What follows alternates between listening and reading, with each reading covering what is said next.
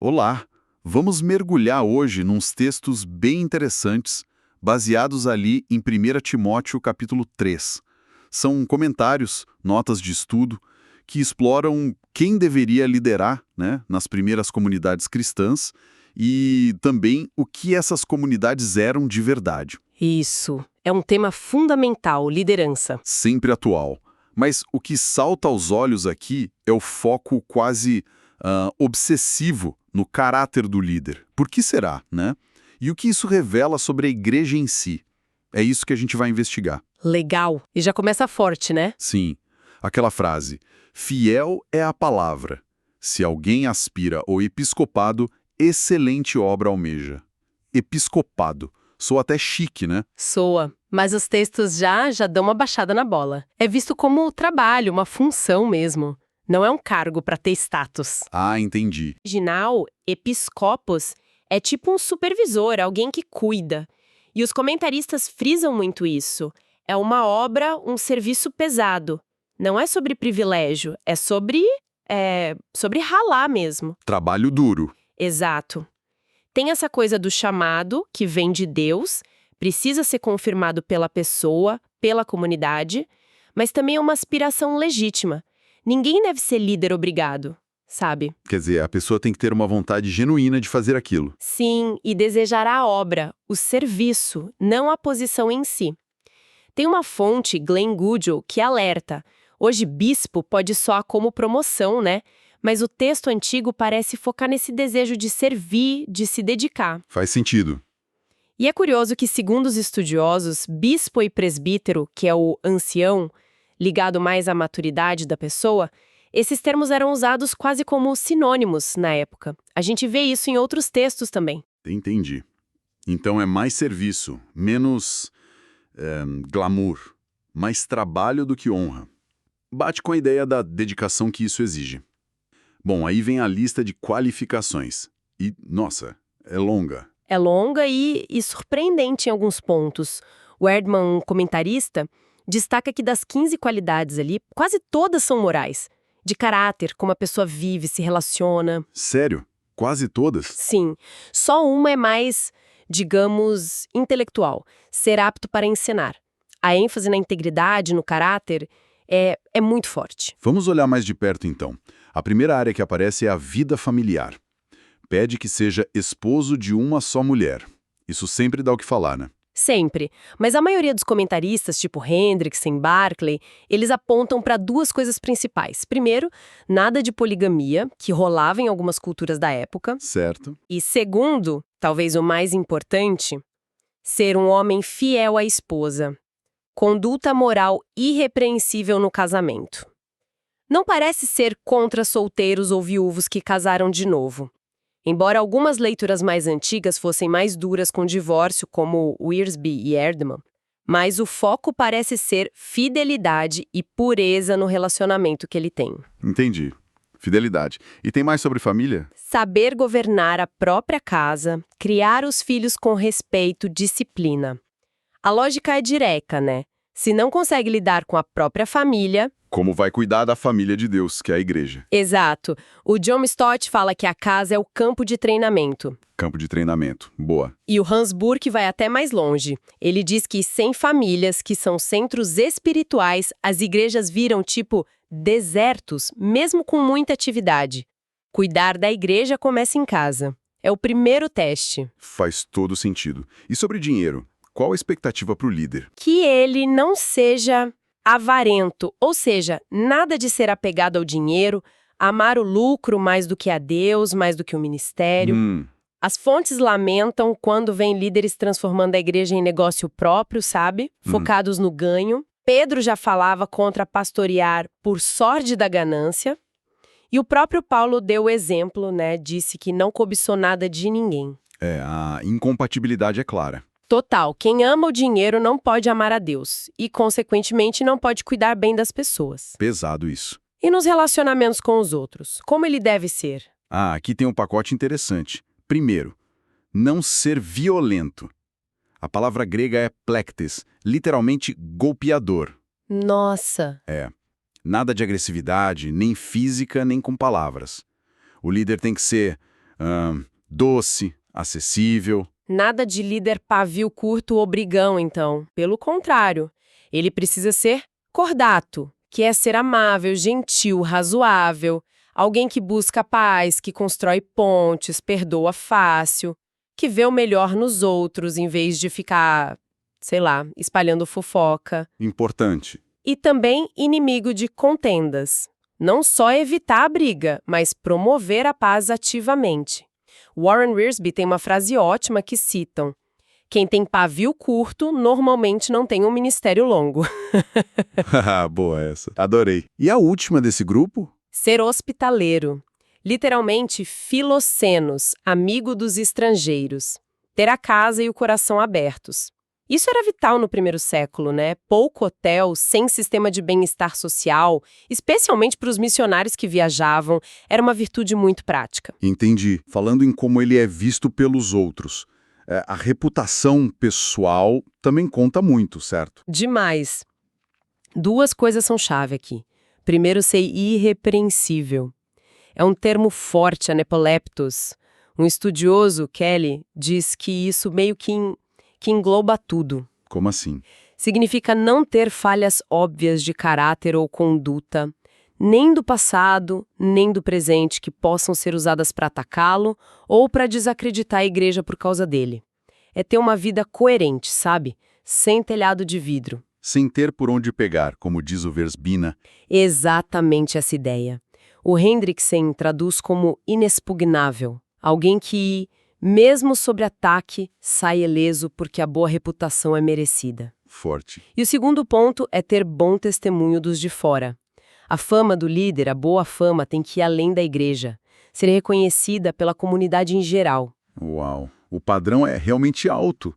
E ainda tem a questão do domínio próprio, né? Sim, mais um bloco essencial. 4 virtudes aí. Ser temperante, do grego nefalios, significa sóbrio, vigilante, atento. Ter controle sobre os impulsos, incluindo o lado sexual e a bebida. Certo. E tem também o sóbrio, mas é outra palavra, sofron. Isso, sofron, essa é mais no sentido de prudente, sensato, disciplinado, ter a mente no controle, não ser dominado pelas paixões. O Barclay diz que é aquele em cujo coração Cristo reina. Os prazeres maiores vêm da alma, não só dos sentidos. Profundo isso. E modesto. O que significa aqui? A palavra é cosmios, quer dizer ordenado, decoroso, decente, sem vaidade, sem arrogância. O Barclay faz uma ligação interessante. Sofron é o controle por dentro, cosmios é a beleza e a ordem que aparecem por fora como resultado disso. Que legal. E por último nesse bloco, o controle com a bebida, não ser dado ao vinho. Exato. Embriaguez é totalmente incompatível com liderar espiritualmente. Mesmo Paulo tendo recomendado o vinho para o Timóteo, para a saúde, em outra carta, aqui ele proíbe o excesso para os líderes. O Stott argumenta que o álcool deprime, prejudica o julgamento, a capacidade de ensinar, e já tinha proibições parecidas no Antigo Testamento para sacerdotes, para reis. Entendi.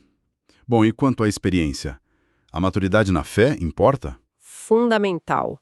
O líder não pode ser neófito, um recém-convertido. Precisa ter estrada, ser firme na fé, na doutrina, já ter passado por algumas provações. E por quê? Qual o risco?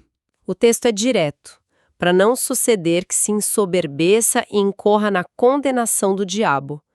A imaturidade é vista como uma porta aberta para o orgulho, para a soberba, que foi a causa da queda de muitos, né? Começando pelo próprio diabo, segundo a tradição. Faz sentido. E, finalmente, a única qualificação que soou mais técnica, ser apto para ensinar. Sim, didáticos no grego. Ter a habilidade, a aptidão para comunicar a fé. Mas isso não é só dom. Exige dedicação ao estudo da palavra, esforço, afadigar-se, diz o texto, para ensinar. E não só com palavras, né? Com exemplo também. Ensinar o significado da verdade cristã. Certo. Nossa, quanta coisa para os presbíteros, ou bispos, e os diáconos. A barra para eles era mais leve? Olha, a palavra diáconos significa servo, e as qualificações são bem parecidas, na verdade. Sério? Sim, os estudiosos lembram de Atos 6, que fala de dois tipos de diaconia, de serviço, na igreja lá no começo. O serviço das mesas, que era cuidar das necessidades práticas, tipo distribuir comida para os necessitados. Ação social, digamos. Isso. E o serviço da palavra, que era pregação, ensino. Nenhum é superior ao outro, e ambos exigem gente espiritual, íntegra. E quais as exigências específicas para os diáconos, então? Também focam muito em integridade e autocontrole. Até porque eles mexiam com dinheiro, com recursos da comunidade, né? Então precisavam ser, Confiáveis. exato, respeitáveis, de caráter limpo, de uma só palavra, ou seja, verdadeiros, consistentes, sem dupla fala, sem fofoca, não inclinados a muito vinho, de novo autocontrole com bebida, não cobiçosos de sórdida ganância. Honestidade total com o dinheiro. Total. O Hendrickson até nota que talvez a ênfase aqui seja ainda mais forte em evitar roubo ou espírito mercenário, já que eles administravam os fundos diretamente. Precisavam conservar o mistério da fé com consciência limpa, quer dizer, entender, crer e viver a doutrina cristã de forma coerente. E tinha que ter experiência também. Sim, serem primeiramente experimentados. Passar por um período de prova antes de serem reconhecidos oficialmente. Wiersbe lembra que vários líderes da Bíblia serviram muito antes de liderar. José, Moisés, Davi, o próprio Jesus, Paulo. O serviço vem antes. Treinamento precede a escolha. Interessante. E tem um versículo ali no meio, 3:11, que fala de mulheres. Quem são elas? Esposas dos diáconos? Diaconisas mesmo?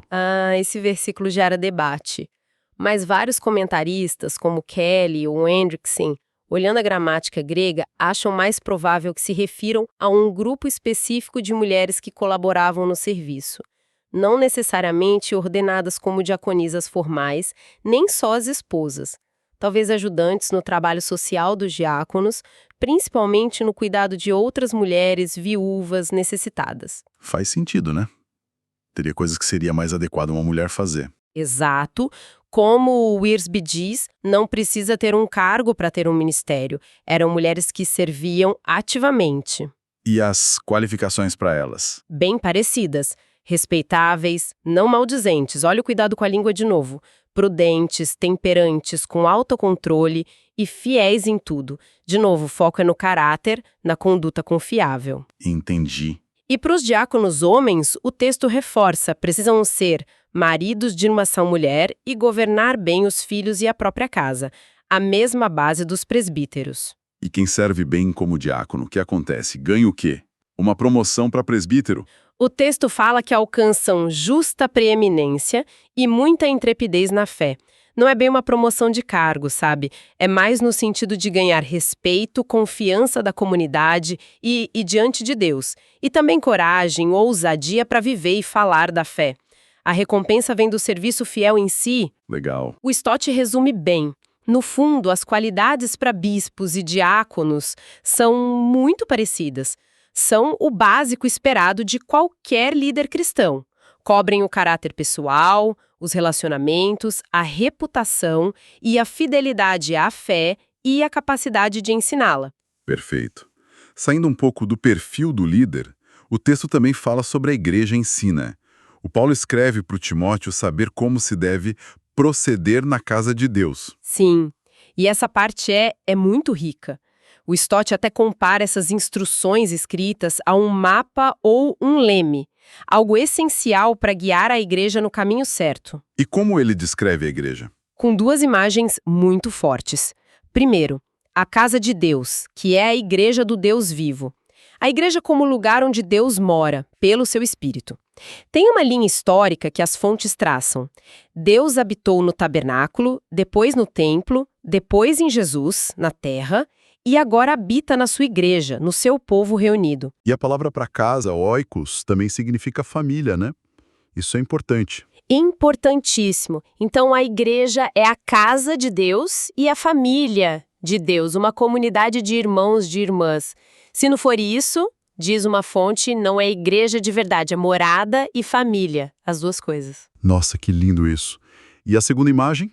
É que a igreja é coluna e baluarte da verdade. Coluna e baluarte. O que isso quer dizer na prática? Meio forte, né? É forte mesmo. A imagem da coluna fazia muito sentido em Éfeso, onde o Timóteo estava. Tinha lá o famoso templo de Ártemis com 127 colunas gigantes. O Barclay sugere que a ideia é: a igreja tem que erguer a verdade bem alto para todo mundo ver. Entendi. E baluarte? Baluarte, a palavra grega hedraioma, significa suporte, fundação, aquilo que mantém a estrutura firme, sabe? A igreja se apoia em Cristo, que é a verdade e o fundamento, claro, mas ela tem a tarefa de sustentar e proclamar essa verdade no mundo. E como a igreja faz isso? Como ela sustenta a verdade? Olha, as fontes sugerem várias formas: ouvindo a verdade da palavra, obedecendo a ela, usando-a corretamente, guardando-a de distorções, defendendo-a quando atacada e, claro, proclamando-a para o mundo. Defender e proclamar. Isso. O Stort resume bem essa dupla função. Como baluarte, a igreja segura firme a verdade contra o erro, protege. Como coluna, ela exibe a verdade para o mundo ver. Defesa e proclamação. É uma relação vital. A igreja depende da verdade para existir e a verdade, de certa forma, depende da igreja para ser conhecida e defendida aqui na Terra. Que responsabilidade imensa. E o capítulo termina de um jeito uau, com um trecho que parece um hino antigo, é isso? Exatamente. O versículo 16 é considerado por muitos um fragmento de um hino cristão, lá do comecinho. Celebra o mistério da piedade, que é o próprio Cristo. Pode ler pra gente? Claro, diz assim: evidentemente, grande é o mistério da piedade. Aquele que foi manifestado na carne, foi justificado em espírito, contemplado por anjos, pregado entre os gentios, crido no mundo, recebido na glória. É lindo, né? Muito. Cristo como esse mistério revelado, mas que ainda nos ultrapassa. Exato. E o Birk nota que o foco final não é nem a igreja, mas volta para Cristo, que é a cabeça da igreja, né? Tudo conectado a ele. Vamos passar rapidinho por essas 6 linhas do hino.